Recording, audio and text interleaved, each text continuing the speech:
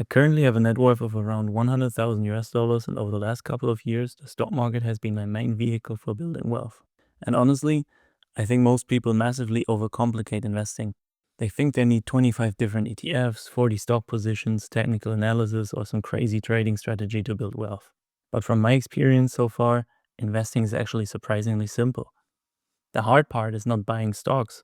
The hard part is staying rational long enough for compounding to work. So in this video, I want to break down exactly how I currently structure my portfolio at 27 years old, the principles I follow, the mistakes I made, and how I personally think about building wealth through stocks long term. Now, first of all, the foundation of my portfolio is ETFs. I think every investor should have at least one ETF position that they consistently buy every single month, no matter what happens in the market. In my case, most of my ETF exposure is through a Nasdaq ETF. Right now, that ETF position is up around 33% in 2 years. And honestly, that one position alone taught me one of the most important lessons in investing. Consistency beats intensity. Most people try to outperform the market immediately. They try to trade constantly, jump between positions, chase hype, and predict short-term movements. But most wealthy investors simply buy strong assets consistently and let time do the work. That is literally what Warren Buffett has been saying for decades. And the crazy part is that most people still ignore this completely. People constantly search for the next hidden stock or the next huge opportunity instead of simply building large positions in quality assets over time.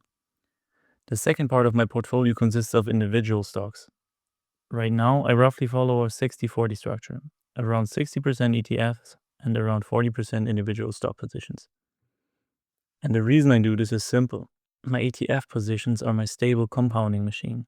My stock positions are there to outperform the ETF and accelerate the growth of my portfolio. For example, one of my best investments over the last couple of years was AMD stock. I bought AMD during weakness in 2025 when sentiment around the stock was much lower. At that time, people were extremely uncertain about tech stocks in general. But I personally believed in the long-term future of AI infrastructure, chips, and high-performance computing. My initial investment into AMD was around 2,200 euros. Right now, their position is worth around 8,800 euros. And honestly, moments like that completely change how you think about money and investing. Because suddenly you realize that one good decision can outperform months of saving from your salary. That single position alone taught me another important lesson. Buy during weakness, not during hype. Most people buy stocks emotionally. They buy after massive rallies because everyone suddenly talks about the stock. But the best opportunities usually appear when sentiment is weak and nobody wants to buy. And honestly, that is psychologically extremely difficult. Buying during weakness feels uncomfortable. It feels risky. But usually that is where the best opportunities are. Another thing I strongly believe in is keeping your portfolio relatively small. At my current portfolio size, I think owning one ETF and maybe 4 to 5 strong stock positions is completely enough. A mistake many beginners make is putting tiny amounts of money into far too many positions. But small positions do not really move the needle. Making 4% on a 100 euro position is 4 euros.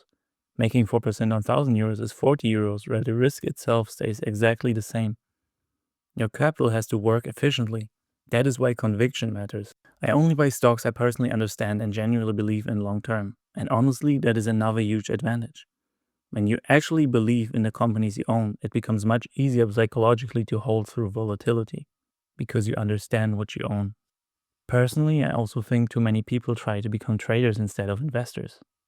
They constantly buy and sell positions trying to optimize every small movement. But most of the really wealthy investors I have studied are actually extremely inactive. They buy great assets and hold them for years. I think social media has completely destroyed people's attention span when it comes to investing. People want instant results. They want the portfolio to double in 6 months. But real wealth building is honestly pretty boring most of the time. It is mostly consistency. Another thing people struggle with emotionally is selling. A lot of investors hold losing positions forever because they become emotionally attached to the stock. Personally, if a position keeps underperforming over a period of roughly 12 to 18 months and I no longer believe in the original thesis, I would rather move the money back into my ETF position where compounding works more reliably. At the same time, I also believe in trimming oversized winners. If a stock position goes up 100% or more, I usually trim around 10 to 20% and move some of those gains back into my ETF. That way, the ETF slowly becomes larger and more powerful over time. And that is where investing actually becomes really interesting. Once your ETF position reaches 6 figures, compounding starts becoming extremely powerful.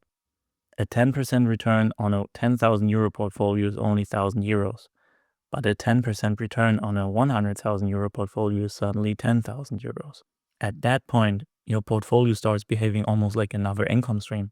And honestly, I think that is one of the biggest mindset shifts people have to understand. At the beginning, your salary builds your portfolio, but eventually your portfolio starts building itself. Another thing I think is important is diversification. A lot of people, especially in tech-heavy markets, only buy technology stocks, but I think having exposure to different sectors matters a lot long-term. That is one reason why I also own Berkshire Hathaway. I like having a stable, diversified company inside the portfolio next to my Nasdaq exposure. And as your net worth grows, I also think it becomes important to slowly diversify it beyond stocks entirely. For me personally, that next step is real estate, as you know. The stock market has been incredible for building my initial capital, but eventually I want to move more of that capital into real assets that generate stable long-term cash flow. And honestly, I think that is a natural evolution for a lot of investors. You build your first serious capital through stocks because stocks are scalable and easy to buy. Then eventually you start diversifying into businesses, real estate, or other asset classes. That is exactly the phase I'm entering right now. At the moment, I'm actively searching for my first apartment investment around Berlin while still continuing to invest in the stock market every single month. And honestly, investing really is not much more complicated than this.